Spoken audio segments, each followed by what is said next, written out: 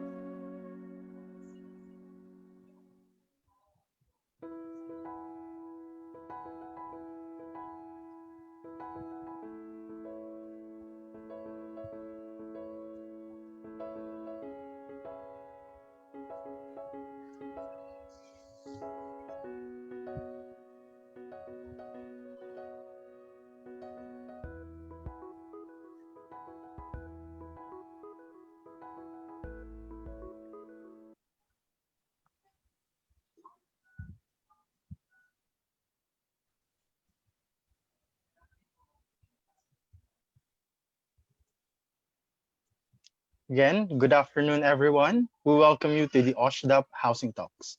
This is the online business meeting and industry forum of the Organization of Socialized and Economic Housing Developers of the Philippines. We are now on our 11th episode, so we thank every one of you for your continued support. Special thanks, of course, to our advocacy partners. We have World Home Depot, we have Januaris Holdings Inc., Nippon Paint, and PowerTrack. And of course, we thank our business meeting partner, Steel Tech Colored Roofing. Before we begin, may I ask everyone to observe some moments of silence and offer our prayers for all the people affected by the pandemic.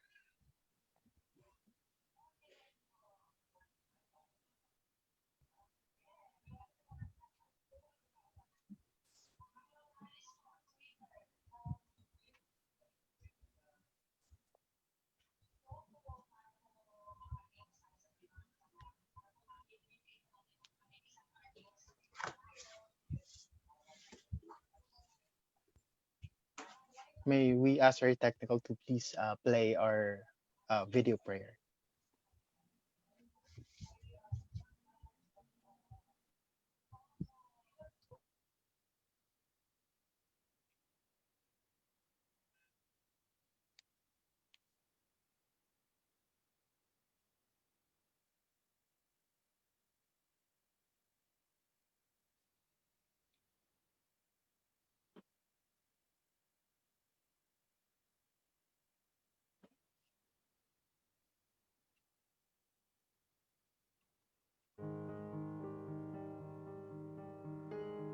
Heavenly Father, Creator of all things, we humble ourselves before you and submit to your most holy will, especially during these trying times. We thank you for the gift of life, family, and friends. We ask pardon for our shortcomings and plead for more time to make amends. We pray for the cure of the sick and an end to this virus. And most especially, we pray for the health workers, the doctors, nurses, and all those working in the hospitals who are putting their lives on the line for our sake. We thank you for their heroic service, for their sacrifice to risk their lives for others, for their selflessness to take care of people as if they're a family of their own, and for their care and compassion to attend to the needs of patients at all costs. Protect them from the virus and embrace them with your love, so that they will not feel afraid and alone as they carry out their duties. We also ask for the mantle of your protection for the families of our health workers who have made the unselfish sacrifice of lending to us the pride of their families and most beloved ones. And when this is over, we earnestly pray that you shower upon them all the blessings that they have bestowed on many. Let their works continue to prosper, their goodness multiplies, and the happiness and joy that they've brought to patients return to them 100-fold. We ask this through Jesus Christ our Lord. Amen.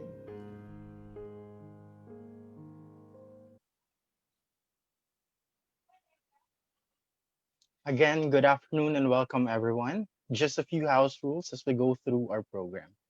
Except those of our resource persons, panelists, and key officers of the organization, participants' videos and microphones are muted by default.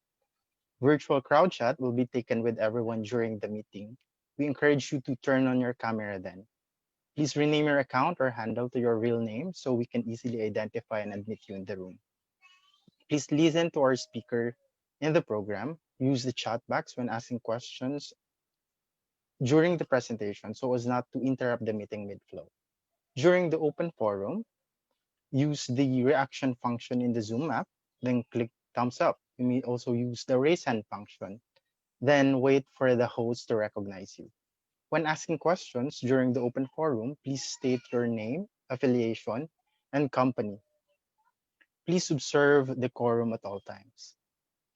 And if you know anyone in the waiting area, kindly advise them to please reflect their real name in their account so we can easily admit them in the room. In today's housing talks, we will find out more about pending legislations seeking to provide economic stimulus, national unemployment insurance, and other post-COVID support measures. To present updates on and lead in the discussion of these bills on housing gap and on recognizing housing as an important COVID response and strategy, we are honored to have as guest Honorable Congresswoman and economist Dr. Stella Luz A. Quimbo. Good afternoon, ma'am. Before Magandang we hapon. begin, magandang hapon po, ma'am. Before we begin, may I acknowledge our national board officers present in the room. We have starting off with our chairman of the board, Mr. Mars Mendoza, our national president, Engineer Jefferson Bongat, our vice president, Mr. Gino Olivares, other directors of the organization. We have Charlie Tan, Roman Perez, Fiona King, Rosabel Villanueva, Maryline Lim, Attorney Mark Baiken, Cesar Wee, Fernand Imperial, Jovi Capa, and Nicole Choa. We are also joined here by by the presidents and representatives by all our local chapters in North Luzon, Central Luzon, Barzon, Cebu, Bohol, Bicol, Davao, Northern Mindanao, Bukidnon, Pagadian, and Zamboanga. Let's begin our program with a welcome message from our national president, Engineer Jefferson Bongat. Sir Jeff? Thank you, Attorney Jerwin. Hi, Cong, Stella. How are you? Hello po. Before I go to the formal welcome remarks, I know that you're also busy. Aside from your duties as a congresswoman, I know you are also busy with helping sa opening ng schools. Diba? We know that your passion is in teaching. So how's how's the opening of schools right now, and what is happening? Can you at least tell us about it? Well, so far, naman po, smooth naman po. Kasi ang sisipag po ng mga teachers. So, yun po. Okay naman po yung pag-distribute ng learning modules so far. So, Okay. fingers crossed, natuloy-tuloy lang. I know that you're helping them also with doing para mga live seminars and webinars, di ba? On how to use technology and the modules in teaching. Yes, as requested, pag kailangan nila ng ganyan. Thank you po.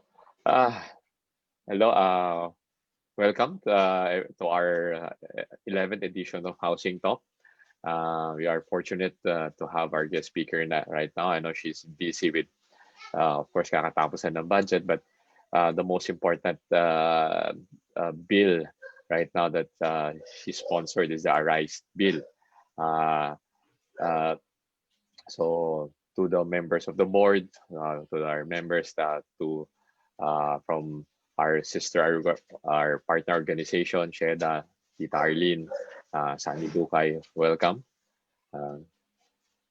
So as we all know, the pandemic, since it started last March until now, most of us have already adjusted to our current situation, but a lot of us still are finding it difficult. Yeah, small businesses, medium enterprises, and even our workers are still having a difficult to adjust for loss of income, loss of job, and to juggle between studying at home and taking care of our children and working. Like my sister nga, she works for the government, but she has to resign from her position as a lawyer to take care of her my niece and nephew, because that's a reality.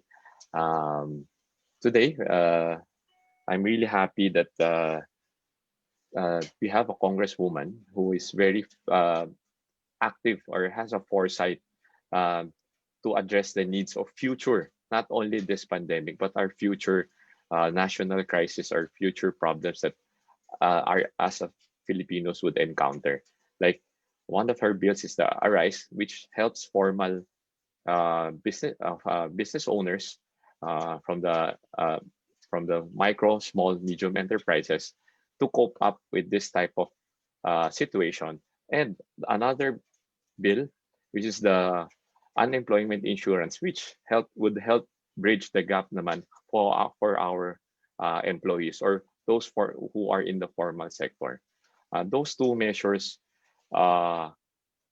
which I think we should all support into it becoming into a law, because during this time of crisis, as we can see, strong institutions is very important. is very important. Like the former institution that is run by the Congresswoman's husband, Cong, Pag-ibig, di ba? It helped a lot of people, di ba, to still continue to have their dream home. At the same time, was able to loan out part of their contribution. It is a well-managed institution. So we have to demand more from our government institutions and to our government workers, to our public servants. And we are happy today that one of them is here to explain, to help us to understand the measures that she has been espousing and other forms of relief or programs that can help the entire country go back to where we are or keep us running. So without further ado, I'll now pass on to the formal introduction to our fellow board director, Mr. Councilor Fernand Imperial.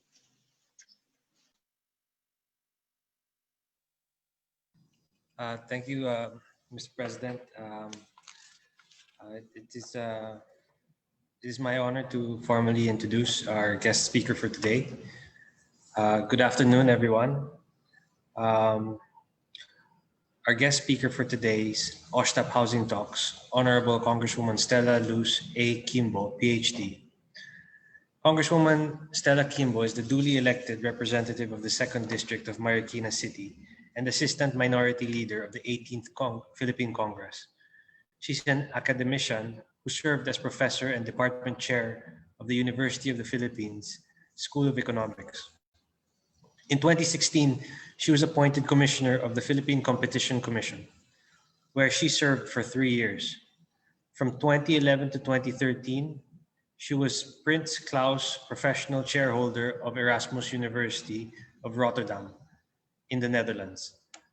Dr. Quimbo has an extensive research portfolio in the field of health economics, industrial organization, microeconomics, education, poverty, and public policy and regulation. This includes her attendance in a succession of both international and local academic conferences, and authorship of numerous scientific and technical publications, one of which was acclaimed 2015 Outstanding Scientific Paper Awardee by the National Academy of Science and Technology, NAST. Later, NAST also conferred on her the Outstanding Youth Scientist Award, which she was also a Freedom Flame Awardee of the German Foundation for Liberal Politics, the Friedrich Neumann Foundation for Freedom, and the recipient of the UP President Edgardo J. Angara Fellowship and UP Diliman Centennial Faculty Grant. Dr. Quimbo holds an MA in Economics for Competition Policy with distinction. She earned this from King's College, London. She obtained her BS in Economics, summa cum laude, Master's in Economics, and a PhD in Economics from the University of the Philippines. Now, for all our participants today, may we please ask you to listen to the presentation first. Kindly save your questions for later during the open forum, although you may already type in your questions in the chat box so you won't be interrupting the meeting mid-flow. Thank you very much. And again, ladies and gentlemen, let us please warmly welcome Honorable Congresswoman Stella Luz A. Quimbo, PhD. Maraming salamat. Can you hear me? Yes, Yes, po, ma'am. we can. Yes, Yes, All right.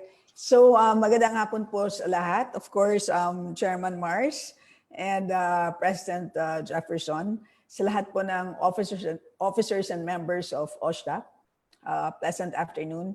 It was only when Jerwin was speaking that I realized mali yata yung preparation ko. I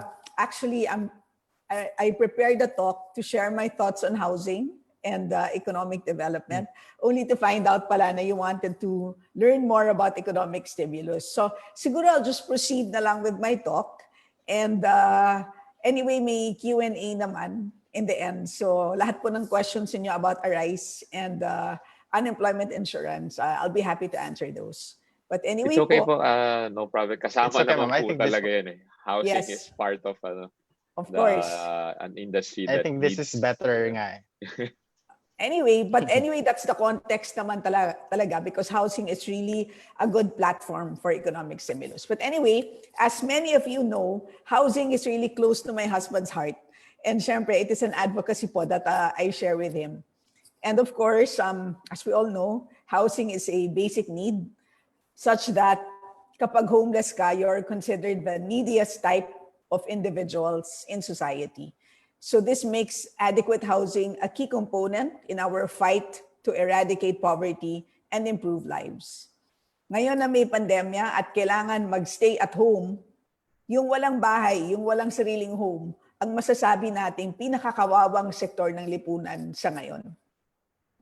So, gaano ba kalaki ang kakulangan sa pabahay? I'm sure memorize nyo lahat ang figures na to, no? But just to recap, in 2011, the government estimated a backlog in housing needs of about 1.2 million. And by 2016, the government estimated a backlog of about 2 million. So lumaki po ng about 800,000. And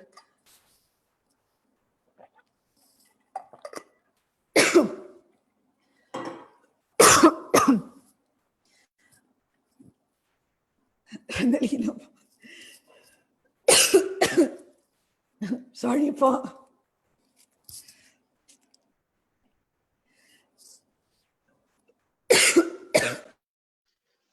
Sige po.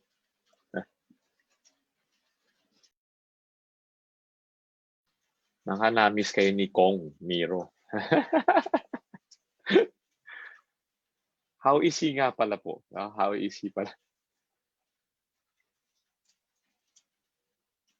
Nakamute pa po kayo. Ngayon lang nangyari to sa akin. Siguro nga, biglang nawala boses ko. I'm so sorry about that. Wait a minute, ha? Sige po. Take your time po.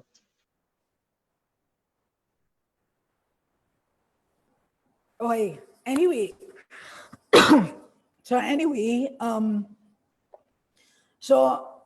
The backlog increased by about 800,000. And so by rough estimates, this backlog appears to be the outcome not only of supply, but also of financing constraints. No? So in addition to yung population growth, ang nag-drive ng backlog na to is also constraints on the supply side as well as on financing. So if you look at the numbers, so population increased by 7.7 million individuals. And so if an average of 4.6 individuals would share a housing unit, and you just divide 7.7 by that 4.6, ang lalabas po dyan is a backlog of 1.675 based on population growth.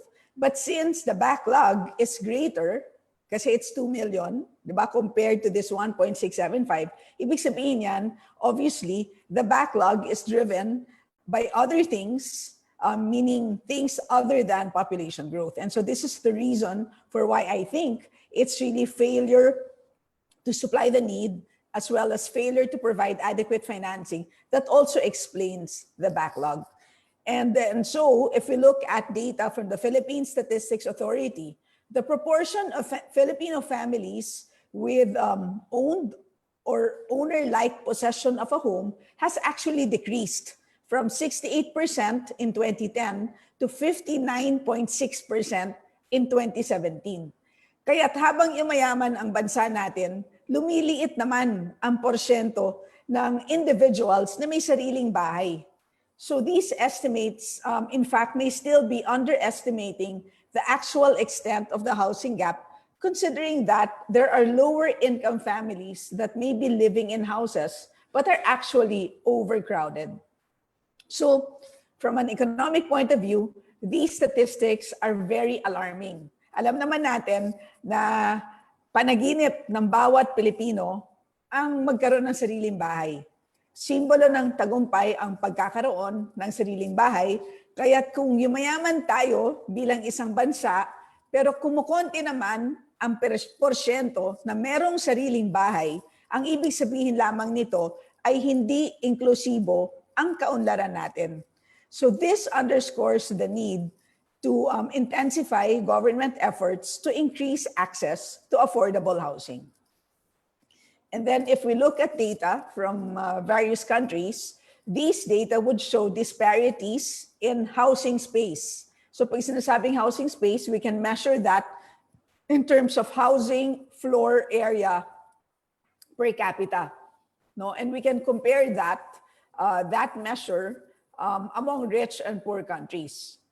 And the data would show that average housing space among lower middle income countries is even about 50%, is about 50% of that in high income countries. No? So more or less, kung ano yung housing space ng bawat tao sa mga mayayaman na bansa, that's about double that of poorer countries.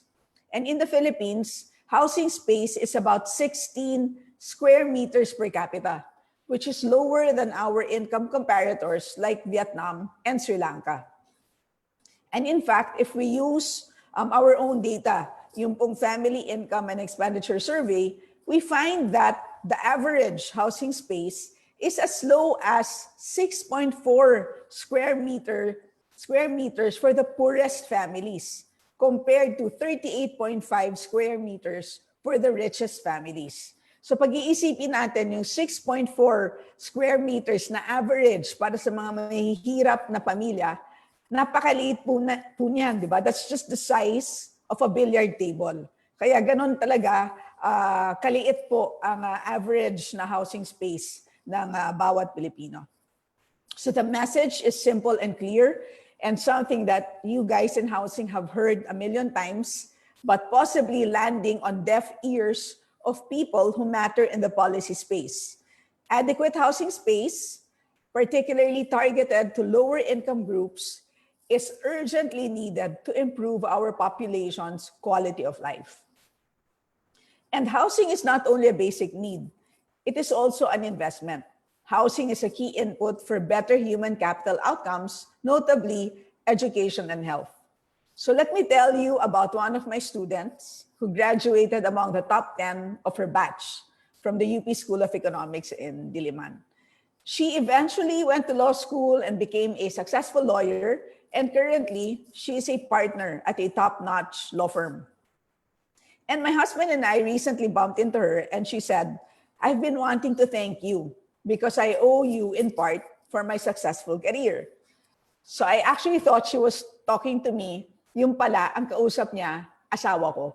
Ang sabi niya sa asawa ko, kung hindi dahil sa pag-ibig loan ng kanyang nanay, hindi sila magkakaroon ng sariling bahay. And she wouldn't have had a decent place to study. At talagang naaalala pa niya yung vast improvement in her family's living conditions with a Pag-ibig financed house. And that boosted her dignity and morale and inspired her to do well in school. Those were her words. So let me share some important trivia. The average Filipino household spends 11.2% of its income on housing. This is the second most important spending item. That's next to food at 35%. Kailangan talagang, sabi ng star student ko, ito ng lawyer na ngayon at partner sa isang tanyag na law firm, ang sabi niya, kailangan talagang galingan sa school para masigurado na balang araw, makabili din siya ng sariling bahay. So, another thing is clear. Housing impacts educational outcomes. The location of housing is certainly important for proximity to schools and transportation. But more importantly, the home environment itself plays a factor in child's development and education. Children benefit from home environments that are conducive to studying, and this includes physical factors such as electricity for studying at night, and psychological factors such as the stability that comes with being or living in a family-owned home. And studies from abroad, particularly the US, would show that children in overcrowded homes tend to have lower math and reading scores.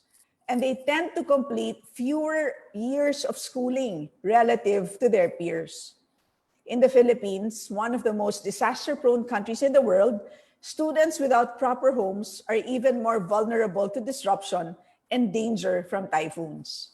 Hence, the provision of more affordable housing to those in need can be considered a tool for improving students' learning environments. This gives them a better chance at performing well and succeeding in their education. The economic literature would also show evidence of the tight link of housing and health outcomes. Lack of proper housing has negative effects on sanitation and waste disposal, which leaves families vulnerable to a host of diseases. One Philippine study found that housing and environmental factors contribute 40% of children's health status. But housing is also important for its impact on mental health. The lack of a stable home can cause stress and lead to traumas on the streets. Studies from abroad show a correlation between homelessness and morbidity in terms of both physical and mental health. Children who experience homelessness, either pre or postnatal, are more likely to be hospitalized or suffer worse health. The duration of homelessness, no, yung kung gaano katagal kang walang sariling bahay, also impacts child development. A study found that youth that were homeless for more than 6 months were also more likely to be at risk for developmental delays and poor health. So it cannot be stressed enough that having adequate housing is key to well-being. Housing affects one's own health and safety in the short run, as well as one's success and social mobility in the long run. So ganito po ang basically ang framework ng typical economist po like myself pagdating po sa housing. It is usually really as part of yung tinatawag po na human capital development. So anyway po, again, no, babalik na naman tayo sa COVID-19. Ngayon na merong pandemya, kitang-kita lalo ang kahalagaan ng pabahay. Now and for the foreseeable future, people need to social distance. And if suspected of COVID, they need to be able to completely isolate to keep their loved ones safe. Unfortunately, not all Filipino households are capable of isolation. Data from the Family Income and Expenditure Survey, or FICE, would indicate that about 47% of households lack a separate bedroom and bathroom, which makes it difficult to self-isolate within the home. On top of this, there are those, of course, without homes at all. And this insufficiency in housing is why the government has had to spend a lot of its COVID response funds on building isolation facilities. The Department of Health had to put up COVID-19 isolation facilities early into the pandemic, and with Bayanihan 2, the government allocated an additional 9 billion pesos for this purpose. If we had been more effective early on in addressing people's fundamental need for housing before the pandemic, we would have been able to allocate these scarce resources for other measures. Baka instead of isolation, gamitin na lang natin halimbawa for testing or even for maybe constructing and rehabilitating hospitals. And of course, the inability to strictly isolate suspected cases of COVID early into the pandemic has contributed to our poorer COVID-19 containment efforts compared to our ASEAN neighbors. Kung titignan po natin ang datos, medyo tayo po ang nangungulelat sa buong ASEAN in terms of number of active cases, in terms of deaths per population, and in terms of hospital beds per population. And it has taken us relatively longer to build the capacity for proper tracing and isolating that has been costly for people's lives and as well as for the economy in general. So for these reasons, it is time to look at housing as a tool for our COVID response and recovery. First, the housing industry has relatively high multiplier effects. A local UN Habitat study estimates the multiplier for housing to be about 3.44. Nang ibig sabihin yan, for every peso spent on housing, that will create almost 3.5 times more as much value for the economy as a whole, making it a very impactful form of economic stimulus. And of course, the pathway from housing investments to increases in GDP is job creation. Because construction of housing units has substantial job generation effects, investments in housing projects have great potential for economic stimulus. And second, we can also consider investments in housing as an opportunity to improve our long-term economic resilience to future shocks. Again, families with adequate housing have a greater ability to recover from a COVID-19 bout. And lastly, housing is an important investment in our long-term human capital because it improves health and schooling outcomes. So this idea is something that we in the House of Representatives were very mindful of as we worked on a proposed economic stimulus package. Early into the pandemic, just about 8 hours before the announcement of the first ECQ, I filed the very first COVID-19 economic stimulus bill in Congress. And soon after that, Congressman Joey Salceda, as well as other congresspeople, filed their versions of the economic stimulus bill. And subsequently, an ad hoc committee was formed specifically to consolidate all versions of the economic stimulus packages. And after several months of consultations with various stakeholders, academics, implementing agencies, this ad hoc committee came up with a consolidated bill, which was called the Accelerated Recovery and Investment Stimulus for the Economy of the Philippines, or ARISE bill, which was primarily geared towards restoring business and consumer confidence and ensuring business continuity in order to preserve jobs and help the economy recover. So this bill included proposed short-term interventions for businesses and workers, kasama po dyan ng wage subsidies, ang interest-free loans, as well as longer-term interventions to help improve economic resilience. And ang kasama naman po dito sa longer-term interventions would be a 650 billion allocation for the enhanced Build, Build, Build program over a period of 3 years.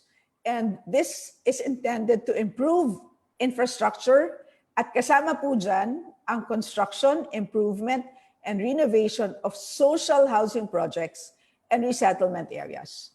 And this bill was approved by the House on third and final reading last June 4. But unfortunately po, ay hindi pa to umaandar sa Senado. And ang nangyari po, and I can tell you about it later on during the Q&A, is ang naipasang Bayanihan 2, which amounts to 165 billion pesos, ang karamihan po dyan, ang halos naging soul nitong Bayanihan 2 ay ito pong ARISE bill. And siguro just a few more words on my advocacy.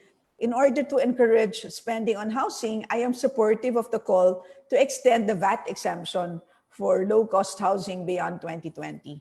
And as pointed out by the Chamber of Real Estate and Builders Association, lowering the threshold for VAT exemption will further marginalize lower-income earners by making home ownership even less accessible. It will have a lasting impact on most home buyers who have to take out mortgages to pay for such houses. A house and lot worth just 2.5 million pesos with VAT amounting to 300,000 would result in an additional cost of about 1 million pesos for the buyer over a 30-year mortgage. And so, nakakapagtaka, no? One has to wonder if it is really worth it to have homeowners shoulder such huge costs, especially considering the substantial multiplier for housing. And at a time where the economy is really stifled due to COVID, no? So talagang bagsak na bagsak po ang ating ekonomiya, it would be more beneficial to take steps towards encouraging more economic activity rather than further discouraging consumption through increased taxes. So finally po, they say charity begins at home. And from what has been talked about this afternoon, we could say that our entire lives begin at home, our good health, our aspirations, our economic pursuits. Safe, comfortable, and stable living conditions begin with adequate housing space. Siguro po, no, tulad ng aking estudyante, ang sinasabi nilang libreng mangarap, baka hindi tama yun. Dahil nagkakaroon lang ng pangarap ang isang bata kapag siya ay nasa isang secure at komportableng bahay. And kaya kailangan gawin ng pamahalaan ang lahat para masigurado pong may bubong ang Pilipino pag umulan, may tulugan pagkatapos ng trabaho, at may makakainan kapag gutom. All the economic gains we have achieved in the past years mean nothing if there are still millions of Filipinos without homes. Maginhawa ang buhay kung abot kaya at sapat ang pabahay. Magandang hapon po. Thank you, Congresswoman, for that presentation. It's really good to hear that that housing is part of the ARISE package. No? And as you presented a lot of statistics comparing our current situation and with our ASEAN neighbors. And I think with the background of course, you and your husband in housing, it can really be seen that housing, the current situation, current programs in housing or laws that we have, is not really helping to solve the problems of our fellow Filipinos to have their own home. Like one of them is the price ceiling. No? The price ceiling now is a very detrimental. We see very detrimental to the floor area, as you mentioned, 6 square meters per capita because of that ceiling. It's not really helping anybody, and for us to achieve yung 30 square meters na floor area for a decent living home, we really have to change our mindset and approach. And hearing your presentation, it's a refreshing and an appreciation from other side of na lagi namin nakakausap sometimes na parang hirap minsan i-explain na hindi na nga ho pwede yung dating sistema. Medyo hindi na ho siya nakatutulong or hindi na angkop sa panahon ngayon. Tama po. And siguro, Press Jeff, babanggitin ko na rin kasi kanina nabanggit ni Jerwin, no, yung unemployment insurance. This is one bill that I filed.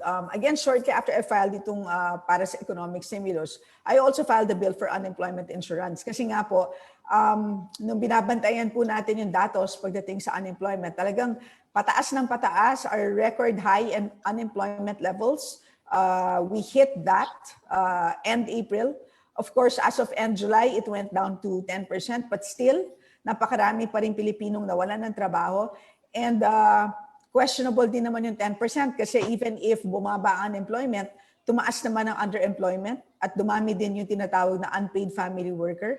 Dumami din yung tinatawag na self-employed without workers. So if you think about it, about 27 million Filipinos ang either walang trabaho or kung meron man trabaho, napaka-low quality ng trabaho.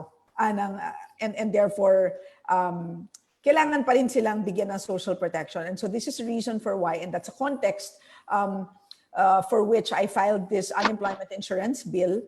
And again, anong ginagawa nito? Well, you pay a premium, a small amount. So if you're a minimum wage earner, you pay something like 40 pesos per month. Kasi ang ka-share mo naman sa premium would not only be the employer but also the government. And ang kapalit naman yan is in case you lose your job and it's not through your fault, ang mangyayari po dyan is you are entitled to a maximum of 3 months worth of 80% of your salary. So kung ang kinikita mo is 20,000, you can get as much as 16,000 per month for a maximum of 3 months habang kang walang trabaho. Of course, you have to show proof na ikaw naman ay nag-exert ng effort paghanap ng trabaho. So bakit to importante pagdating sa housing? Kasi syempre, di ba, kung uutang tayo tapos 30 years ang ating babayarang utang, kung wala kang security sa trabaho, mahihirapan kang magkaroon ng lakas na loob na umutang.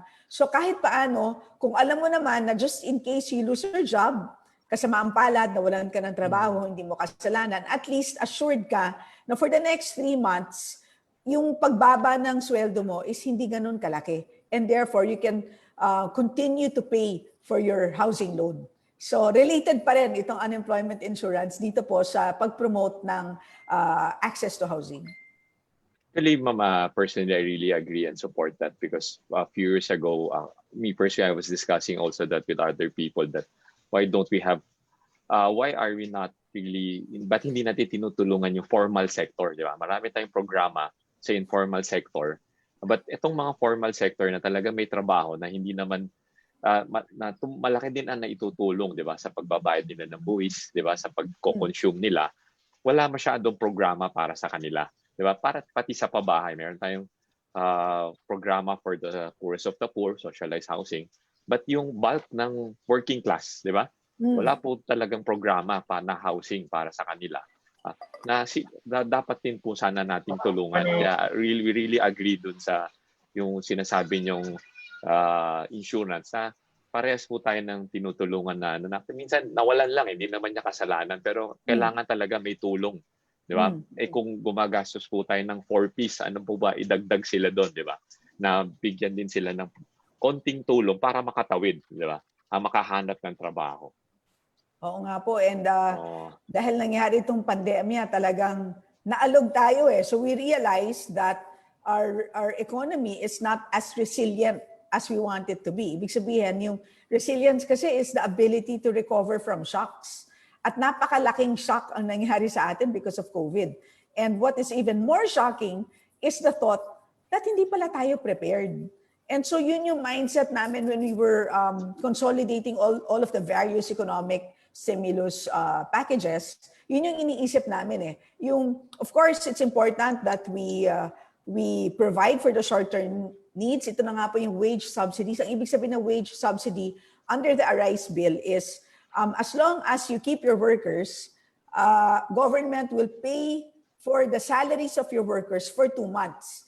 And so many businesses asked us, teka muna, bakit 2 months lang? Alam naman natin yung pandemya, more than 2 months. So sabi namin, well, that's just the first step. The second step is we have to make sure that interest-free loans are available. So that's the second step. Kaya naglagay tayo ng various programs. So with the Land Bank, DBP, as well as Small Business Corporation. And these are the 3 government financial institutions that we identified as implementing agencies for zero free interest loans. So ito po yung short term, medium, and then yung long run naman, ito na nga yung na-explain ko na kanina na infrastructure which includes social housing. Jerwin, Yes, go ahead. Thank you very much, Cong, Stella. I personally have learned so much today. Like, yes, we may have heard some of the statistics presented, but I think Cong, Stella made a perfect sense out of these facts and figures, and it's a very insightful presentation. So I think our participants also have a lot of questions to ask, maybe even including regarding Arise and the National Unemployment Insurance Program. And having the privilege to ask the first questions and to facilitate and moderate our open forum, may I call back our very own National Director and Legazpi City Councilor, Fernand Imperial. Sir Fernand, please turn on your camera and unmute yourself. Yes. Thanks, Congresswoman Stella. Thank you very much for that presentation. It gives me comfort that we have representatives such as you and Cong Joey in Congress that base your moves on empirical data, that you guys are economists, and I think that makes a big difference in crafting legislation. So I have a few questions Kay Coach Norman, yung ano lang, yung malaking bag lang ibaba niyo yung pinakailalim. that were prepared, and I'll give you the first question. Given that Arise has been passed by the lower house as early as June, are there solutions or concerns raised in the Arise bill that have been adopted or addressed by the Bayanihan to Recover as One Act, Bayanihan 2? That's the first question. So, well, as I mentioned earlier, so we passed it in June. The Senate has not taken it up. We were overtaken by events because Bayanihan 2 was passed into law. Okay, ano nangyari in between? As soon as we passed Arise, the economic managers made a statement. They said we cannot fund it. It's unfundable. We asked for about 700 plus billion pesos for year one, which we thought was the proportional response. As you mentioned earlier, no, napansin mo talaga na nakabase sa datos ang aming panukala. And pinagtulungan talaga namin yan, no, particularly with Cong Joey. As you know, economista din siya. Based on the estimated economic loss caused by the pandemic, ang naisip namin na proportional response is to spend about 700 billion pesos for 2020. Di ba alam natin ngayon, di ba, ang daming nawalan ng trabaho, ang daming nagsarang negosyo, which means bagsak ang consumption. So ngayon, ang tanging sektor na may kakayahan lang gumastos in a sustained way at siya pong magpapaikot ng pera sa ekonomiya is just the government. So sabi namin, the increase in government spending has to be proportional to the extent of the damage. So by our estimate, 700 billion dapat at the very least. Pero ang sabi ng economic managers, wala kaming pera. Ang pwede lang namin gastusin at this point is about 165. In fact, ang sabi nila, 140. So pumayag sila ng 165, yung 25 po dyan is on standby. Ibig sabihin, as soon as the revenues are there, then we can authorize the additional 25. Kaya siya naging 165. So yun ang nangyari. Arise was not taken up at the Senate at sa halip, ang tinake up ng both Congress again and the Senate was a mini version, was a small version of Arise, which is Bayanihan 2. Pero syempre, I could be biased, pero I'm more partial to Arise. Kasi Arise was really crafted, designed as a proper stimulus bill. Yung Bayanihan 2 kasi it really started out as giving emergency powers to the President. At dun po, nakalista naman po no, kung ano yung items na authorized ang gobyerno na gastusan. Pero syempre, if you compare the two bills, talagang halimbawa po yung monitoring. Wala naman monitoring doon sa Bayanihan 2. Pero meron yan sa Arise. And in fact, kung binasa po natin ang news reports this morning, ang isang news report is that only 6 billion has been spent so far out of the 165 billion authorized under Bayanihan 2. So ibig sabihin, ang tingin ko po dyan, kakulangan po ng monitoring. Kasi yung mechanism lang ng monitoring sa Bayanihan 2 is, it's a little bit passive. Magsasubmit lamang po ang executive ng monthly reports to Congress. But under Arise, we have a more elaborate, a more suitable monitoring intervention that was proposed dito po sa Arise. So yun po yung nuances dyan. But be that as it may, at a certain point naman, kesa wala, mabuti namang merong 165 kesa ma-zero tayo. So ako naman po ay 100% din naman pong sumuporta sa Bayanihan 2. I'd like to add lang. No? Actually, ma'am, kulang talaga yun eh.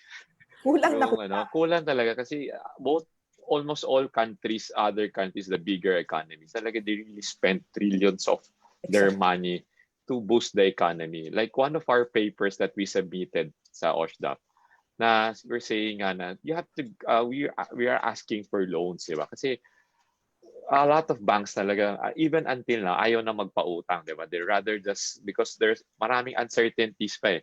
That's why we're asking na para maglabas ng pera yung bangko, government should parang guarantee or give them an amount, di ba? Para takbuhin kasi marami naman dyan sa housing projects ay naka-pipeline na eh. Na-hold lang, di ba? Na-hold lang siya because of what happened. So kami, gusto namin ituloy yung pagtatayo ng bahay. And at the same time, housing is one of the industries na hindi kayang i-automate. Even 10 years, 20 years from now, lolo na lahat, may apo na, housing sa tingin ko, manual pa rin yan eh. It creates a lot of jobs na lalo na for the unskilled workers na kailangan na kaya I think they really, kung may pag-asa talaga, we have to really push for more loans and stimulus para tuloy-tuloy pa rin eh. The banks would have some confidence to give out, to give some more, extend some more loans. Tama po, no, Press Jeff. Yung, under bayanihan too, so the total is 165.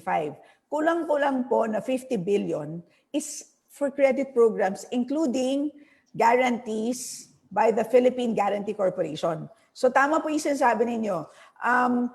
Ang problema naman dyan, ako personal na pagtingin ko dyan is, ang problema pa rin at the end of the day, kahit na sasabihin mo sa ating mga kababayan, oy guys, meron na dyang mga credit programs, pwede na kayong umutang.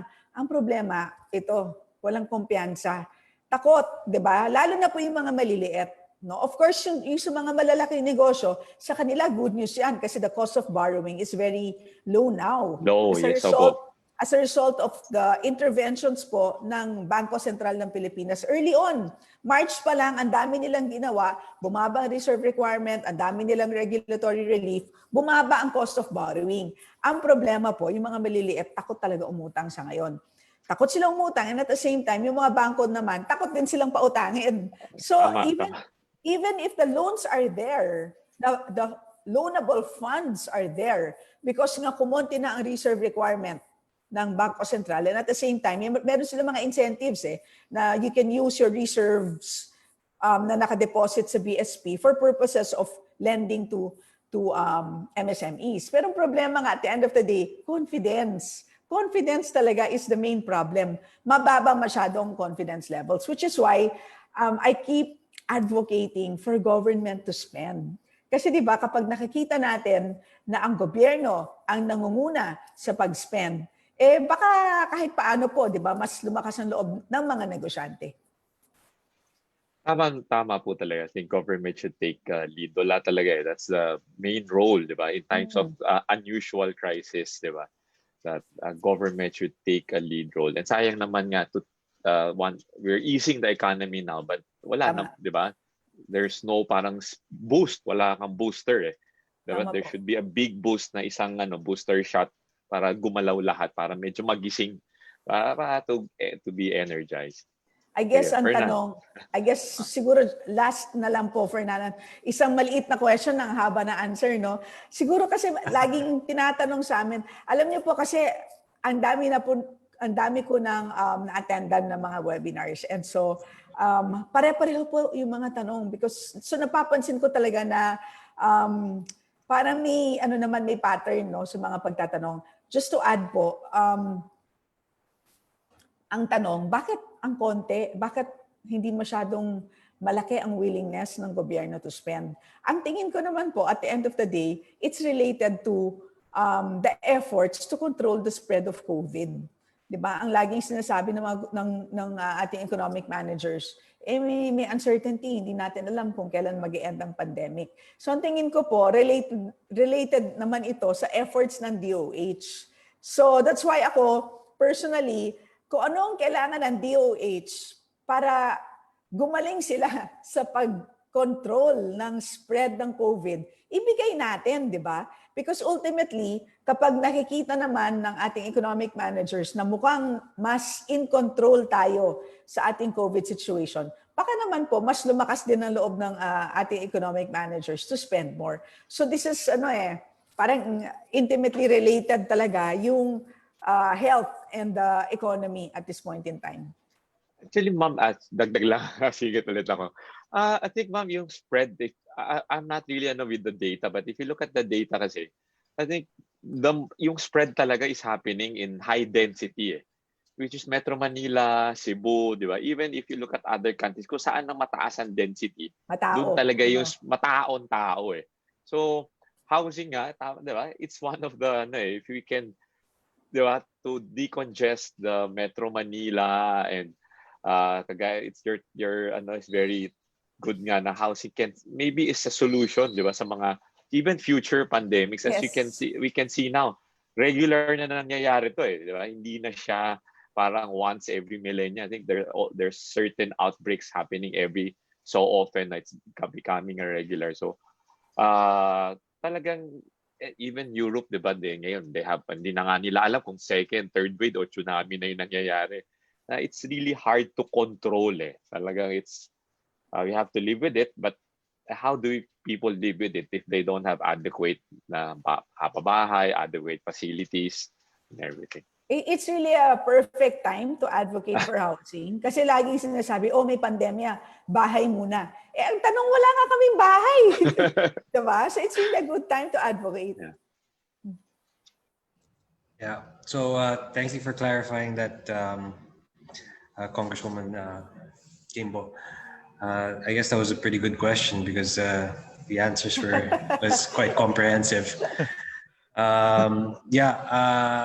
I'm also an economist. I did industrial economics in the UK, so empirical evidence that's very important to me, and statistical analysis that's very important to me.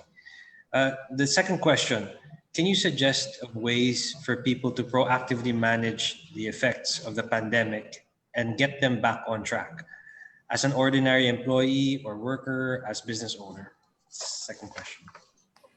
Siguro, let's look at it from the macro point of view and then micro. Pagdating sa macro, ang tingin kong pwede pang ma-improve pa ng ating gobyerno has to do with data. Yung favorite namin ni Fernand, data.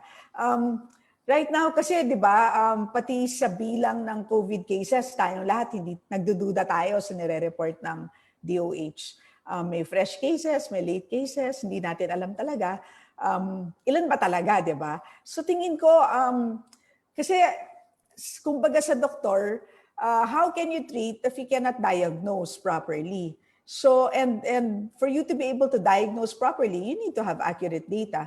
So tingin ko, it really begins with that. We need to have a better system of data collection, data management, and when you have that in place, then data analysis can come next, di ba?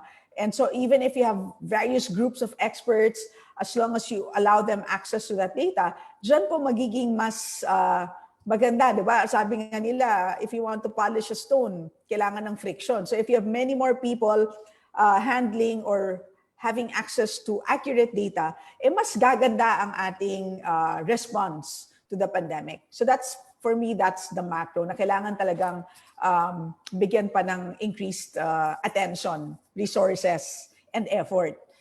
At the micro level naman po, which I think everyone naman is trying to do, we just have to do yung good manners and right conduct in a pandemic, di ba? Yung tayo individually, we just have to be sure that we wash our hands, we wear our masks, we practice social distancing, we wear face shields, kung saan required ang face shield. And ang hindi lang siguro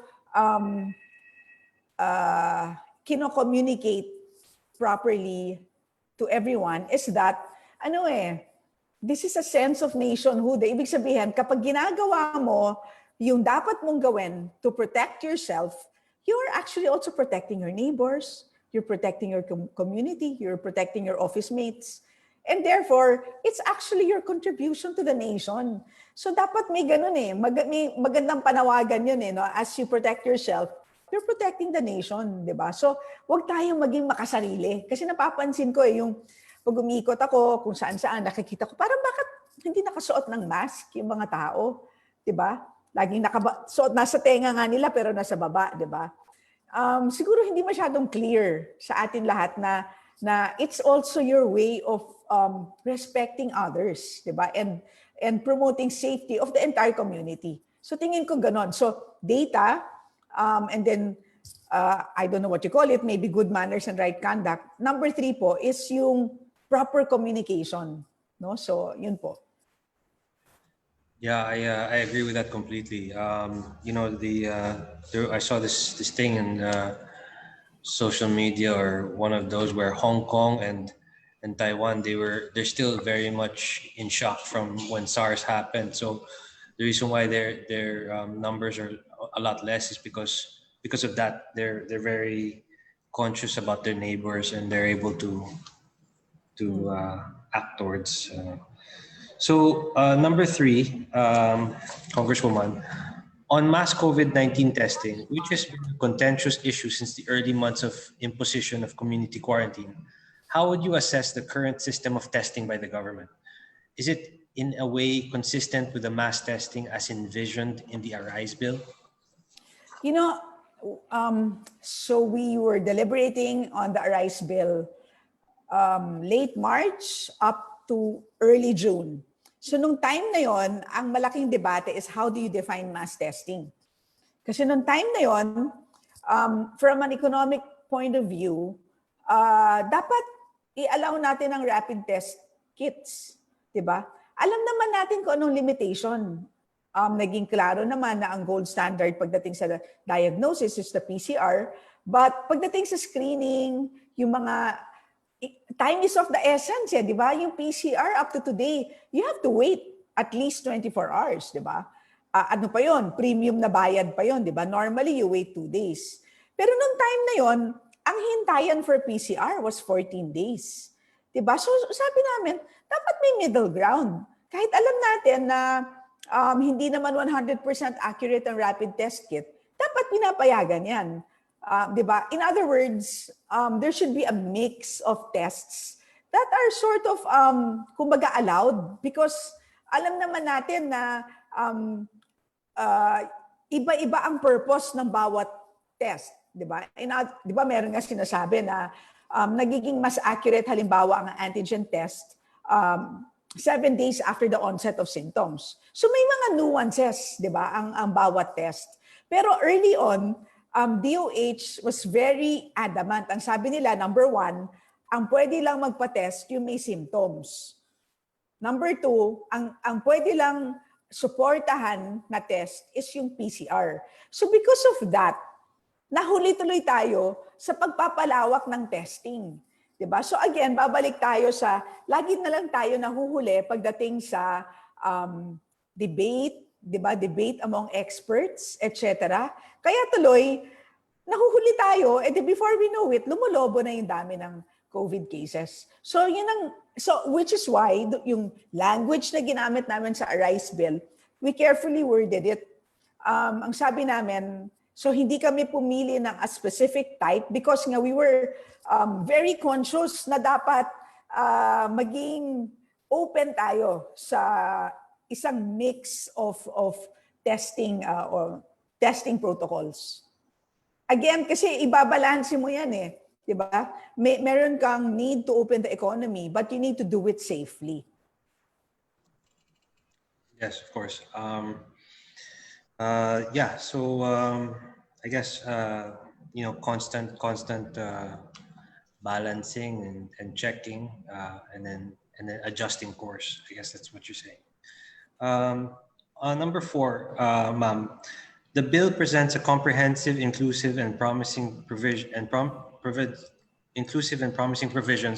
from wage subsidies to education subsidies to student to economic relief for OFWs, support for MSMEs, regulatory reliefs, among others. But we understand that it would also require a huge budget allocation. Does the good Congresswoman still foresee this bill being enacted before end of 2020? Yeah, I know you touched on this earlier. Yes, so ang nangyari, so we passed Bayanihan 2, which is a small version of Arise. Now that so we just approved the budget, right? Some of the items in Arise, we've also been able to put into the 2020 budget. No, halimbawa po, of course, vaccines, important yan. In fact, that was the last, one of the last things that we debated on. Magkano ba dapat ang ilagay natin sa vaccines?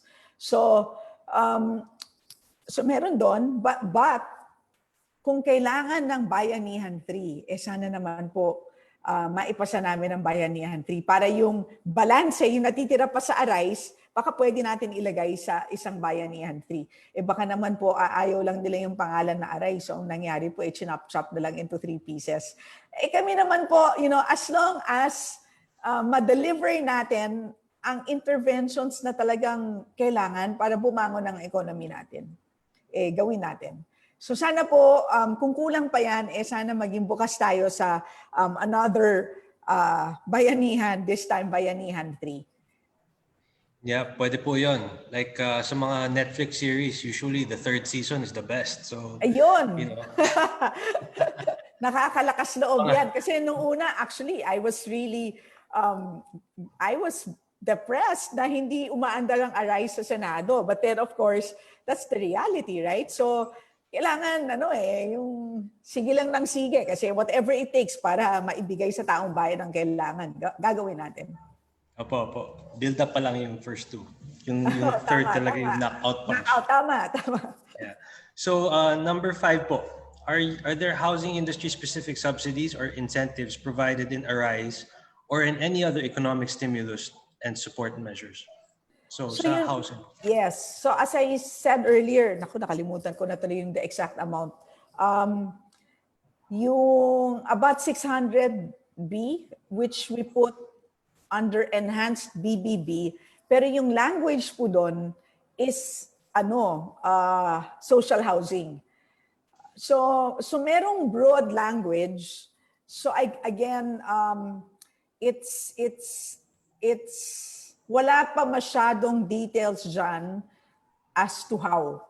Diba? So kung merong balanse ng Arise na pwedeng ilagay sa Bayanihan 3, ako personally, this is my number 1 candidate. Dapat merong doon natin ilipat yung provision for social housing and sana mas may clear and more operational language, no, para mas maging klaro kung kaninong responsibility ba yan.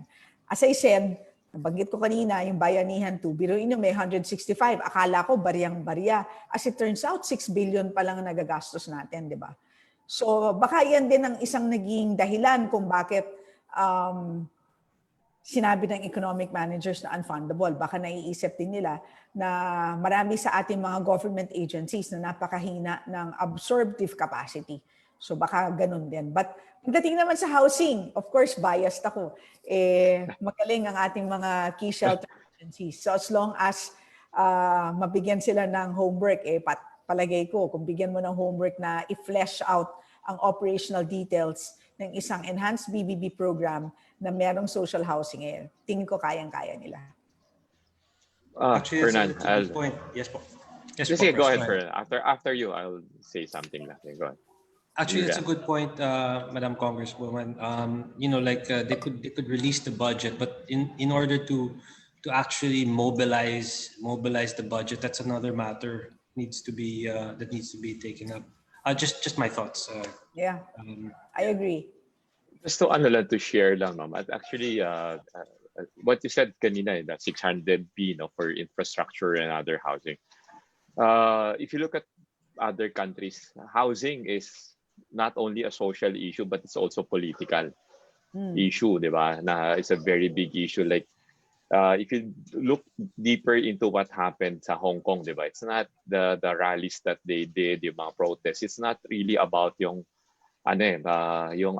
extradition bill or the bill. If you look at the issues talaga nila, one of the issues, yung mga younger generation is housing. Yes. They cannot find, there's no affordable housing for them, di ba? The smallest that they can buy is a size of a parking lot na 12.5 square meter, and that would cost them millions, di ba? Yun yung underlying issue na naging political lang, sumabog na yung issue ng mga younger generation na wala kaming bahay, yaman-yaman ng bansa. Kaya sinabi niya, disproportionate. Yung mayaman yung bansa, ito yung standard of living, pero wala kaming, saan ako bubuo ng pamilya ko? Di ba? Naging political na siya. And lalo na for us, our country, our average age is 24 years old. It's a very young country. If we don't do anything now, Di ba? If sana ma-approve nga the third batch na goes into really social housing. Yeah. Na wag na natin paabutin pa doon sa ganung issue na may another pandemic or other whatever issues happen, then tsaka lang gagalaw. It is a good Yes. opportunity eh. Pero alam niyo po, as I said earlier, we did extensive consultation. To be honest, yung housing, wala dun sa original version ko. Aaminin ko. Wala rin sa original Yes, version wala ni po. Yung sa PowerPoint, yung Joey. dati, wala po. Wala talaga. But you know what? When we did this extensive consultation, housing talaga ang lumalabas all the time. Especially po among yung mga business groups na na-consult namin. Lagi yung lumalabas, housing. Housing is a really good economic stimulus program. So, ayan. Kaya po nandyan siya. But anyway po, rest assured po, just in case there's an opportunity for a third bayanihan, ako po, I will push po for housing. Sige po, abangan po namin yan.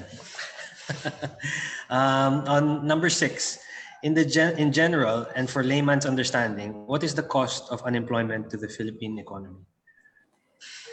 The cost. Okay, so, well, the direct cost is of course, missed opportunity. Diba? So kung wala kang trabaho, kung dati kang manggagawa sa isang, let's say, shoe factory, ang dating pinoproduce mo is 100 pairs in a week. So if you lose your job, then you lose that. So it's really that. So pag nawalan ka ng trabaho, directly related yan sa kawalan ng kita. And ang mangyayari dyan is if the job loss is massive, right? Then you'll now see a huge drop in GDP, which is our current situation. So yun yung macro impact. But of course, alam natin, individual level, if I lose my job, anong kakainin ng pamilya ko? Wala naman tayong social protection programs. Kaya nga, naisip ko yung unemployment insurance because ito sa realization, sinong sasalo sa'yo? Right? Which is why walan ka ng trabaho ngayon, ang aasahan mo lang ayuda. Diba? Ang hirap because sa pagbigay lang ng ayuda, naging problema ng pamahalaan, if you remember, yung listahan. Diba? Parang napaka-basic. Listahan naging problema, kaya naging balakid yun sa pag-distribute ng ayuda. So, walang in place na social protection programs kung mawalan ka ng trabaho. And tangay-tangay na yan. Ano pang other issues na lalabas dyan? Mental health. When I asked the DOH in one of our hearings, magkano ba ang sinet aside ninyo? Magkano ba yung budget request niyo for COVID response for 2021? Ang sagot nila, 13 billion pesos. 13. Sabi ko, parang hindi pa masyadong payat yun. Tinanong ko, kasama ba siya ng mental health? Sabi nila, hindi. Sabi ko, bakit hindi? Hindi niyo ba alam na ang daming nawala ng trabaho ngayon, ang dami pong depressed ngayon.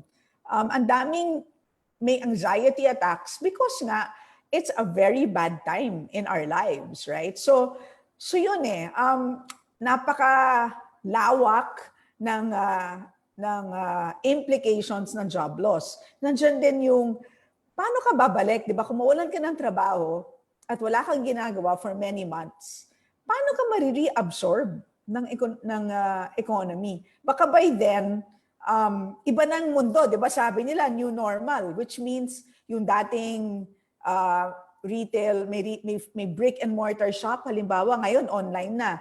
So yung dating hindi naman marunong sa online, nagtitinda sa physical store, by the time wala na yung pandemic, then ma-realize niya, hindi na pala akma ang skill set niya sa new normal, di ba? Paano siya marireabsorb? So ang dami talagang problema ng unemployment, which is why at the get-go, we wanted so badly to pass an economic stimulus law early on because we wanted that law to prevent job loss. Gusto namin prevention. Ibig sabihin, we'll tell companies, wag muna kayong mag-lay off ng workers, itong wage subsidies ninyo, kasi malaking problema kapag nangyari na yung job loss, which unfortunately happened. So right now, naghahabol tayo. So yan ang situation natin ngayon. Yeah, thank you for that.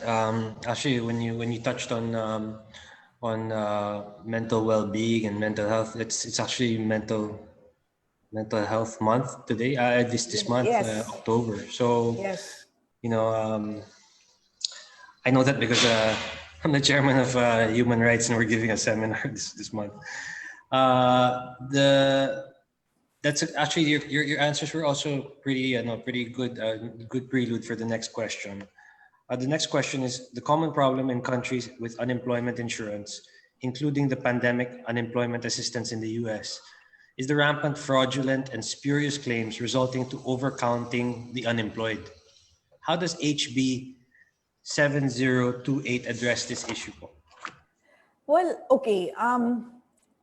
Parang I think those are two separate issues. Yung overcounting and the other is adverse behavior. Ibig sabihin, I think ang tinutukoy dyan is, which is common sa Amerika, yung kapag nawalan ka ng trabaho, minsan hindi ka sure kung tinatamad yung tao na mag-exert ng usual effort in job search because alam naman niya na in the next 6 months, covered siya ng unemployment insurance. And so, nag-under-exert ng effort in terms of job search. So I think yun yung common concern na lumalabas in countries where there are unemployment insurance programs. And so the technical term for that, as you know, Fernan, is moral hazard, diba? So I've put in a provision in the bill, at least there's acknowledgement na merong ganyang klaseng systemic na adverse behavior, and there are certain provisions that would indicate parang the need to put in incentives for those who do a better job in exerting effort for job search. In other words, kapag halimbawa, ang iniisip natin, it takes 3 months for a Filipino to look for a new job. If you're able to find a job, say in 2 months, so less than the 3 months, pwede kang magkaroon halimbawa ng bonus. Parang ganon. So we incentivize good behavior. So siguro instead of like, of course, nandiyan yung introducing penalties kasi for bad behavior, standard yun, di ba? So ang tingin ko, in addition to yung standard penalties, dagdagan natin ng incentives for good behavior. Sir Fernand, I think Sir Mars has some questions also. Sure. Yeah. We recognize our chairman, Mars Mendoza. Sir Mars? Yeah. Hi, sir. Good afternoon, Congressman Quimbo. Good afternoon po. I saw you last during the book launch of some economics professor. Yes, and you po. were in very good attire at the time. But anyway, some comments lang, no? Maraming programs pero loans. Hindi ba pwede? Kasi yung loan, hindi maganda ang connotation eh. I mean, interest, no? Baka pwede, just a suggestion, baka habaan na lang, total, it can be repaid. No? That's one suggestion, no? Number 2, yung construction sector, yun ang madali kasing mag-prime o mag-jumpstart eh. However, siguro mas magaling yung mga nasa tourism, mas madaming news items sa tourism. But in reality, maganda yung provisions ng ARISE regarding yung sinabi nyo na, let's say, government will pay salaries for 2 months, no? I think this is the British, this is something, yung unemployment insurance, yun ang US eh. Di ba? But anyway, yung construction po kasi, mawawala yung capability natin kasi nawawala na yung mga workers, no? Yes. And, you know, it's hard to, you know, to regain it because a lot of them might have gone to the provinces, no, they don't want to go back. Sayang kasi yun ang madaling mag-jumpstart ng economy. But anyway, siguro yung third package nyo, you might want to really involve construction, no, and housing. But let me go to my main question, no? Kasi kayo po ay kasama din doon sa appropriations, no? I think the group of congressmen that is finalizing the House version of the budget, no? ang comment namin, Pirmi po, ay bakit everybody seems to realize na malaki yung housing backlog, malaki yung need sa housing. And yet, for example, gaya ngayon 3 billion, no? That's very small. That's only 0.09% of GDP, no? And every year, sinasabi namin yon. And marami naman, everybody agrees, no?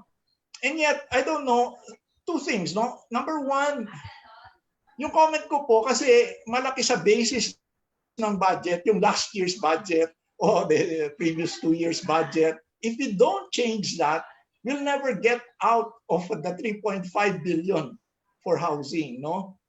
Number two po, ito pinopropose ng OSHDP.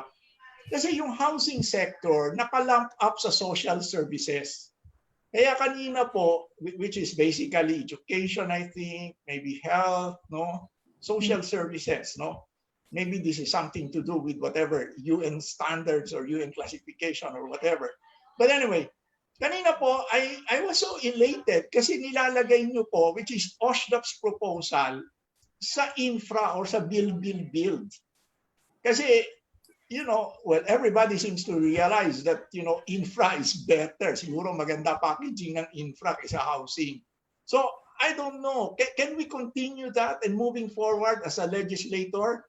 Ano po suggestions nyo para lumaki yung budget talaga sa housing? Kasi kukunti lang yung talaga nag-a-advocate ng housing eh. I don't know. Tuwan-tuwa po kami kasi kasama na kayo ngayon. No? Dati, wala eh. Nawala pa si although yung brother niya, no? Si Cong Benitez, no? I don't know, si Jam Baronda yata may experience sa housing, no? But out of 200 plus, kukunti lang po yung talagang, let's say, with first-hand experience in housing. So we would want to solicit your views on how we can possibly increase the housing budget na hindi na ilagay sa ARISE o sa Bayanihan 2. So how do we do that? Alam niyo po, meron posibleng isang solution which is to include housing in the menu of district projects.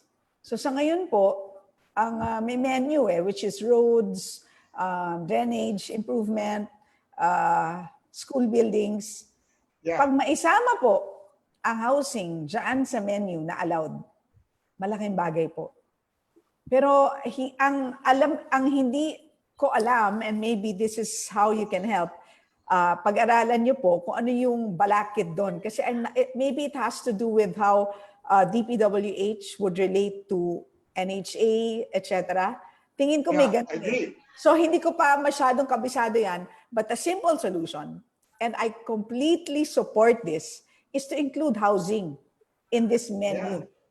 So pagtulungan po natin yan. So maybe among yourselves, baka you can consult NHA, you can consult DPWH, para po in next year's budget, masama na.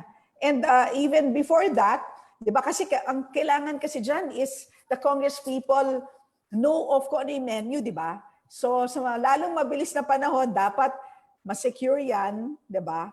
And so pag makascade kasing information na yan sa mga representatives, they will welcome that. Ako po, personally, I would welcome. May suggestion po ako. Pwede ba ilagay yan doon sa balik probinsya? Kasi yung balik probinsya, merong mga distrito doon eh. And I suppose, well, a lot of lawmakers support that. Yung balik probinsya po na initiative. Yes, sir. Yeah, there is a balik probinsya initiative. But that balik probinsya... Sorry, nawala po ako. Yeah. Meron balik po. Probinsya po, di ba may initiative? Pwede rin po pwede po doon. Pwede po doon. Pwede rin. Pero sa akin kasi, the GAA will be there forever, di ba? So kung allowed siya as one of those projects for districts. Expenditures. Then that's going to be really going to, ano yun, exponential ang impact nun. Maganda ho yung tip nyo. Pag-aralan Good. po ninyo. We'll And, take that up. yes, and if you can talk to DPWH and NHA and figure out po the feasibility of that, nandito lang po kami to listen to you. Thank you. Thank you very much po. Yeah. Jerwin, or Yes. We encourage also everyone to feel free to ask questions. You may type in your questions in the chat box, or you may also use the raise hand function. Then we'll see and we'll recognize you. For the meantime, while no one's raising their hand, I think Sir Fernand has a lot of questions. I have a few more questions. Sir Fernand. Yeah, with your permission. See, yeah, actually, that comment about the menu, that's quite, that's quite genius actually. I think we need to find out who's responsible for drafting that menu and see if we can get it revised. Because that's how most projects get rolled out, right?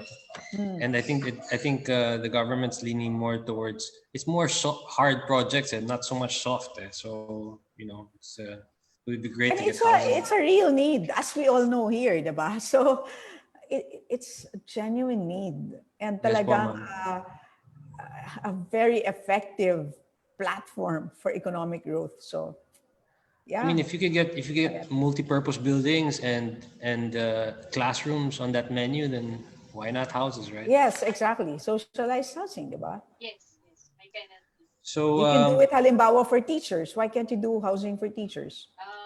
Or housing for government employees, LGU employees. You can start with that, right? So yun siguro, tignan ninyo kung ano yung palakit doon. Hindi ko rin kasi masyadong kabisado yan.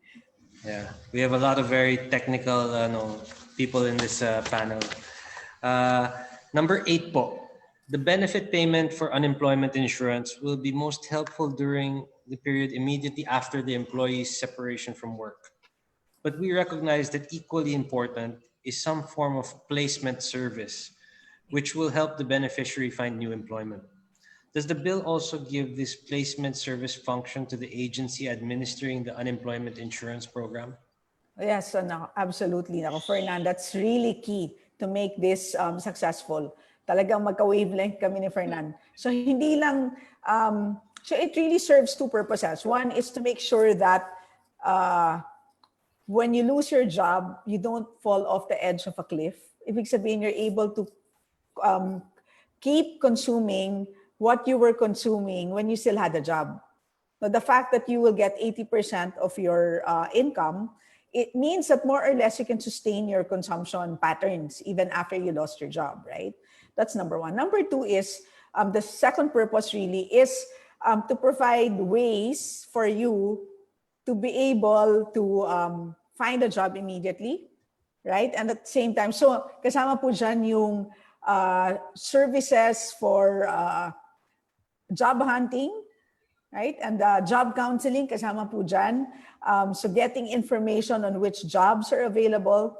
And in addition po, training. Kasi just in case that you need to have better skills so that you can better compete in the labor market, in the local labor market where you live, then pwede kang i-tie up sa mga government agencies like, for example, TESDA, etc. So kasama yan. So that's really the second part of it. So the first part is really so that you're able to smoothen your consumption patterns. The second part really is so you can successfully find a job to your liking. Thank you very much for that answer, Madam. I just want to give credit to those that submitted these questions. I don't want to take credit for any of these questions. Yeah. The ninth question is the program also available for those who are involuntarily separated from work, but instead looking for new full-time employment? They decided to start a new business, for example. So you're involuntarily, as long as you're involuntarily separated, then you're qualified. So if, di ba yung question na you're involuntarily separated and at the same time, you wanted to leave anyway. Parang ganon, di ba? So Yeah. here, the minimum really is involuntary separation, Oh, regardless of whatever other circumstances you are in. I see. I see. So this is mainly for somebody that's been So involuntary. example, your employer decided to automate, and as a result, let's say 100 people who used to provide the manual services are no longer needed. So that's involuntary separation. So these 100 people are now going to be eligible for benefits. Okay, understood. The last, well, there are a couple more questions, but the last from the pre-prepared questions. What is the current status of the bill in Congress, and what do we expect? And do we expect its passage soon? I think you already kind of answered that earlier. Yeah. Again, bottom line, we've already done our job. We've passed it. And I forgot to mention, when we passed the RICE, Congress also passed another bill, which is called HEALS. And HEALS is an infra bill. It's a 1.5 trillion peso economic stimulus bill for infra. So HEALS, I think it's health, education, agri, I can't remember L and S, but basically a bunch of infra projects, again, intended for stimulus. So 1.5 trillion yan. So kumbaga, Arise was like all others, and then nilump yung infra in a separate bill. And then the third bill that we passed was Bayanihan 2. So yun yung tatlo. Yeah, so just a question, a personal question, Congresswoman. When Arise gets taken up in the Senate, which committee would that fall under? Or is it as a whole? Oh, good question. Maybe economic affairs. Okay. So that's probably where it's going to be. Sen Marcos. I see. Okay po. There are a few questions that were advanced by some registrants. This one is from Pedrito Capistrano Jr.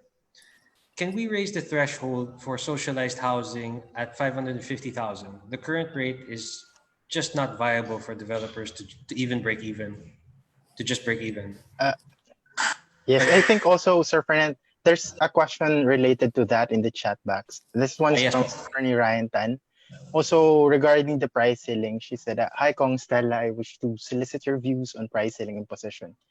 The Department of Human Settlements and the NEDA have not acted on several requests of the industry to adjust price ceilings. We believe that the current caps are no longer feasible.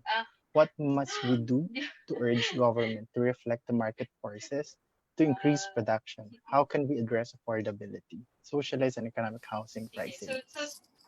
So this is clearly a very technical question. I'm not prepared to give my views on this unless I see it. So siguro if you can share with me whatever you have, I can have a look at the computations and comment on it. And if it's something that that needs to be fixed, again, I'm happy to advocate for that. Maybe file a House resolution if needed, but I'll have to study it first. So just I will send you we'll send you our paper on the price ceiling, parang its background, what is being considered. Because as I mentioned before we started, price ceiling is parang balakid eh. It's not really helping really anybody now, parang ganun. And parang it's their way of parang making it affordable, but right now it's one of the main pain points of providing housing because of that price. Hindi siya I understand. Flexible di ba? Yeah, dapat dyan, the pricing, dapat dyan kasi, imbis na price ceiling, provide na lang sufficient financing. Hindi pa dapat gano'n na lang. Kasi kung binabaan mo masyado yung price ceiling, wala na mag-supply or magsusupply ka, questionable yung quality. Diba? So, allow the proper price but then provide sufficient financing. Baka dapat ganun ang approach. Yeah, sorry. Maingay aso na. Kasi actually, alam niyo naman yan eh. What is happening, just to a backgrounder ngayon, what is happening right now kasi there's a price ceiling for socialized housing. So every project that you do, economic, medium cost, you're required to do socialized housing. And what is, I think the question is, lugi talaga right now because the price ceiling, kahit in-adjust po nila, pero yung in-adjust nila, mas lugi pa kami doon sa bagong price kaysa doon sa old price. Correct. So alam nyo naman as economists, what is the developer doing now? We are subsidizing yung isang segment, market segment, the lower market segment. Yes. So nagsasuffer din yung isang market segment, which is the economic low middle. So alam nyo naman when you subsidize, lalo na for private, government, medyo okay pa mag-subsidize sa mga public services, but for a private company to subsidize losing di ba? That's not your TOR. Yeah. May problema doon. Another market segment suffers. So that is what is the current that problem of price ceilings using that one. And I think better nga doon sa mga proposal nyo is government can come in na talaga, di ba, to give out incentives, amount na doon na kinukuha directly, di ba, hindi na sa private sector. Well, anyway, si Fernan, I think is an economist. Dapat, Fernan, yung comms ninyo, dapat you should clearly make the case for state intervention. Kasi may mga market failures, di ba? And therefore, can you imagine, ang private sector nagsasubsidize? Ibig sabihin nun, hindi namin sa gobyerno naiintindihan ang appropriate role ng gobyerno sa housing market. Diba? So dapat, yun na nga, katulad nito, may mga market failures. Diba? Bakit? Housing is underprovided when in fact may externalities, Fernan, diba? So kulang yung, lalong nagiging kulang yung housing supply when in fact, if you think about housing now as one aspect of the COVID response pala, diba? So, kaya underprovided. So, dapat parang, anyway, padamihin mo na lang din yung mga advocates tulad ko, di ba? Para mas marami ding sumuporta sa inyo. Although I graduated with honors, it was a third-class degree. But I am an economist. I am an industrial economist. I think Attorney Ryan though is a economist at heart. He loves his statistics. So, when he asks questions, that's really coming from a lot of data being shifted through and researched. So, hopefully, we can come up with a resolution for those concerns. I have like 3 more questions, ma'am, if I may ask them. This is from Anthony Gilbert Antiquera. Do you think the economy of the Philippines will survive after this pandemic? It's a very bleak question. I guess the question lang is, when will we begin to survive? I guess ganun siguro, or when will we begin to recover? I guess mas maganda. Kasi for sure naman we will, kahit paano, di ba? The question is when. And as we all know, we're just waiting for the vaccine because that will really provide us with a more permanent solution, diba, to the spread of the virus.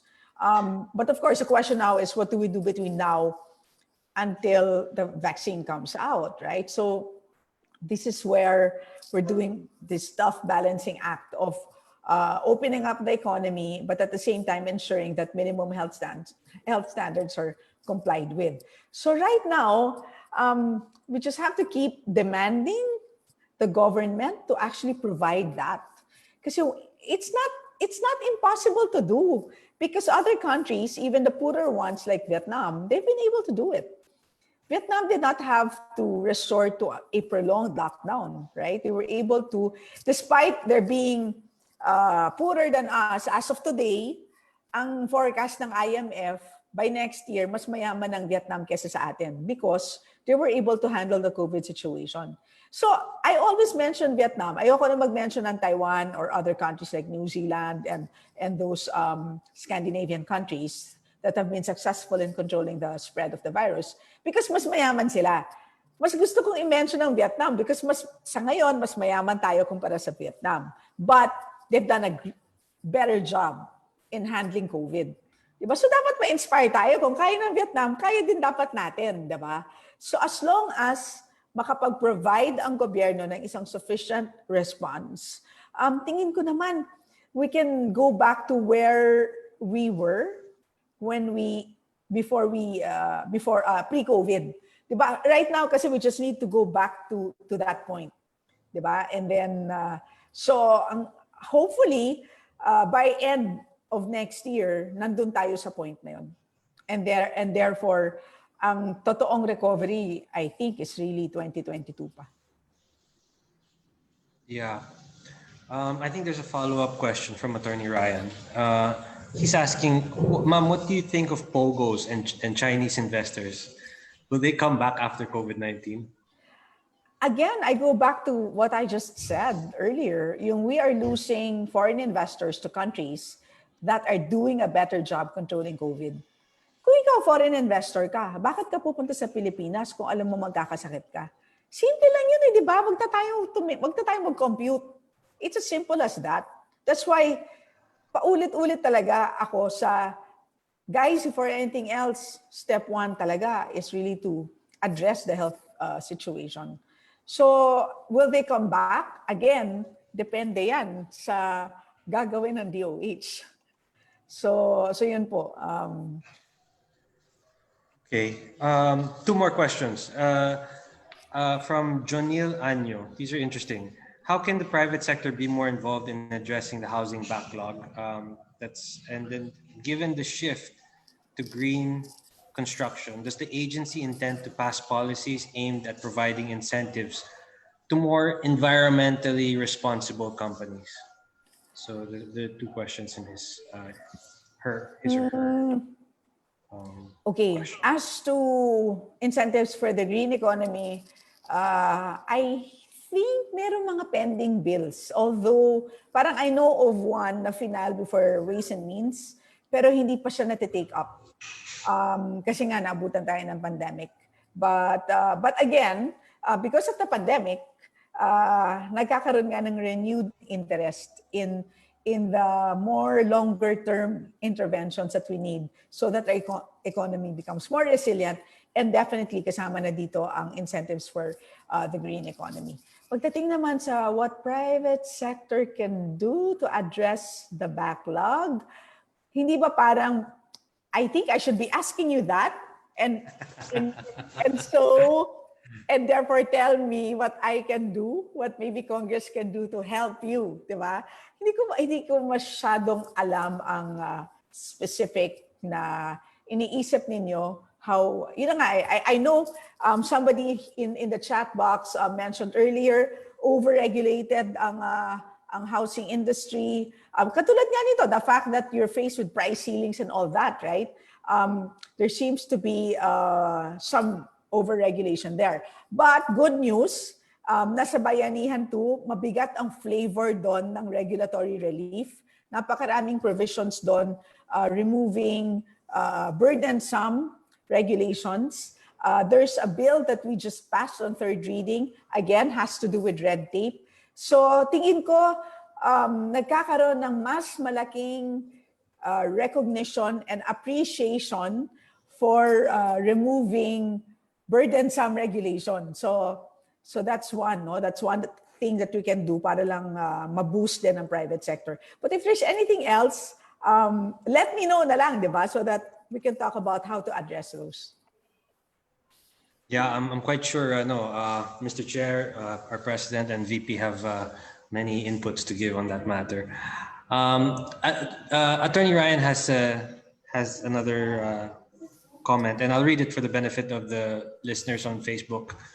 Lastly, the President certified as urgent AMLA amendments, 3 major changes being introduced.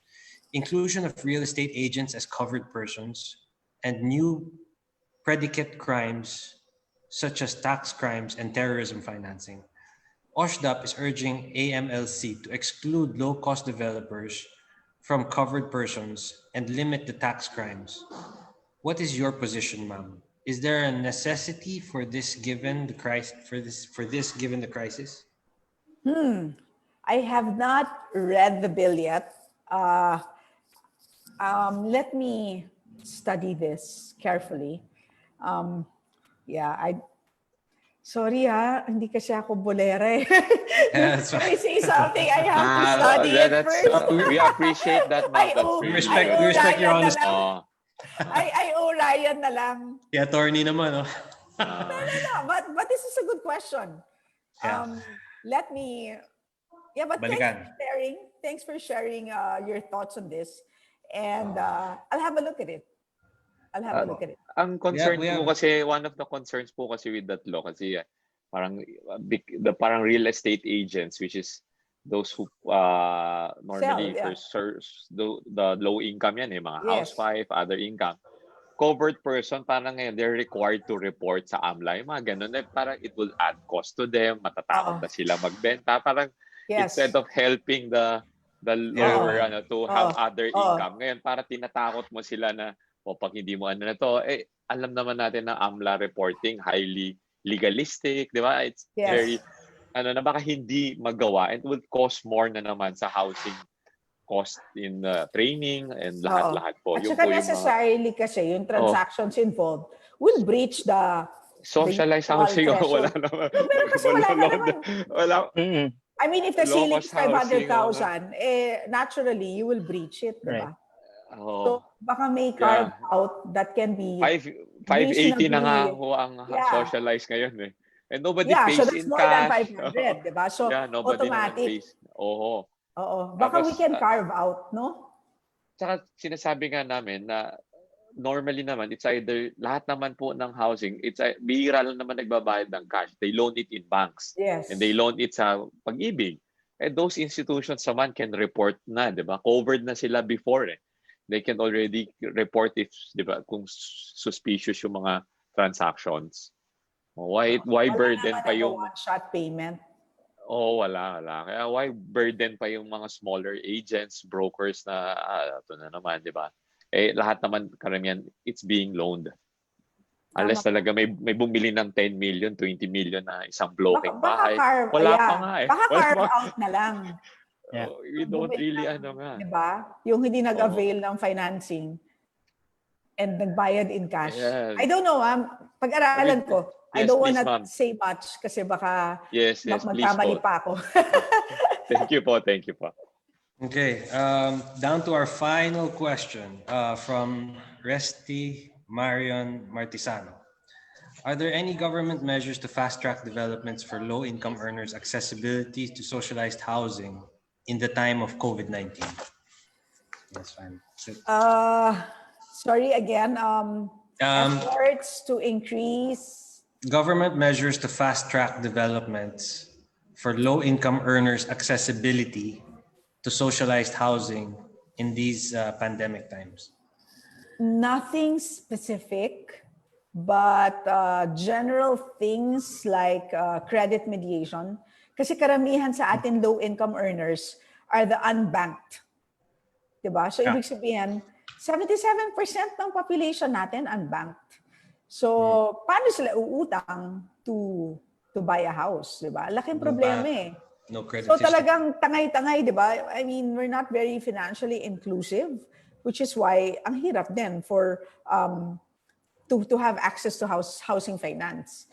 So what we have in the bill is what we call credit mediation services. There's a provision for credit mediation services. Again, recognizing that a big chunk of our population continues to be unbanked. So ang ibig sabihin ng credit mediation, parang siyang hand-holding ba? Yung tutulungan mo talaga lahat ng mga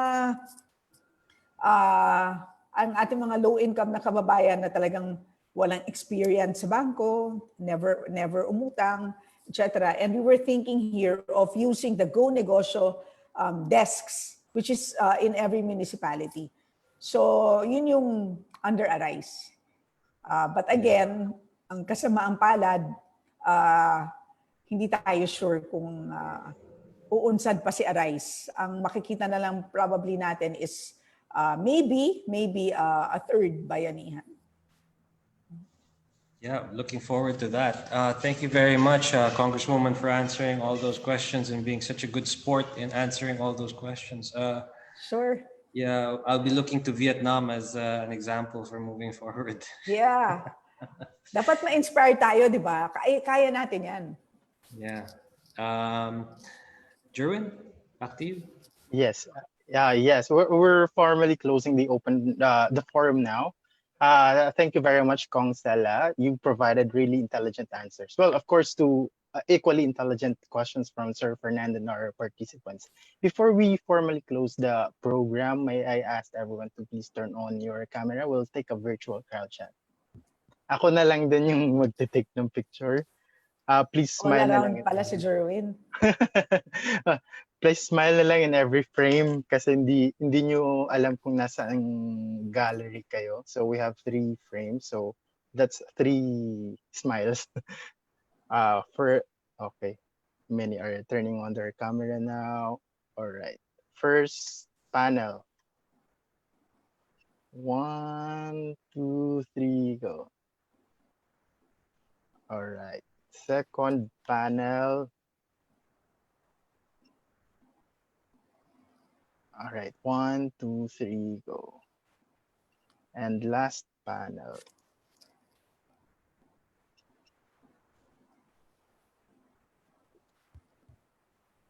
That's it. We remind also everyone that we're also live on Facebook, so you can always go back and rewatch this video if you would like to go back on some of the discussions earlier. Just check out the OSHDP Philippines Facebook account or the OSHDP Philippines Facebook page. So to formally close our program, may I call on our National Vice President, Mr. Gino Olivares. Sir Gino. Good afternoon, everyone. Honorable Stella Quimbo, Chairman of the Board, Morris Mendoza, Vice Chairman, Engineer Richard Siton, our President, Engineer Jefferson Bongat, and our host for today, very good hosting today, Hernan. How to restart our lives building back better and transition to the new normal are among everyone's agenda. To do this, we need stimulus and assistance on our journey moving forward. Our esteemed guest speakers' insights, joined by those our participants, have given us what legislative and executive plans and efforts await us. I hope this occasion has enlightened us somehow on the ways to go forward. Having said that, please allow me to thank you once again. Thank you to our guests, our members, and supporters. We look forward to the next edition of the OSHDP Housing Talks. Now, I formally close this event. Thank you. Thank you po, Congresswoman. It's a very you, refreshing meeting to hear another insight from the other side of the aisle. Salamat po for inviting. Thank you po. Thank you. Mabuhay Thank ang you, OSHDP. ma'am. Supportan Alright, namin keep in dun sa touch. mga bills nyo. Yeah, Opo, yes po. Thank you po. Ingat po Salamat. kayo. Alright, Ingat po kayo kayo. din, everybody. Bye. Stay Take care, everybody. Ingat po lahat kayo.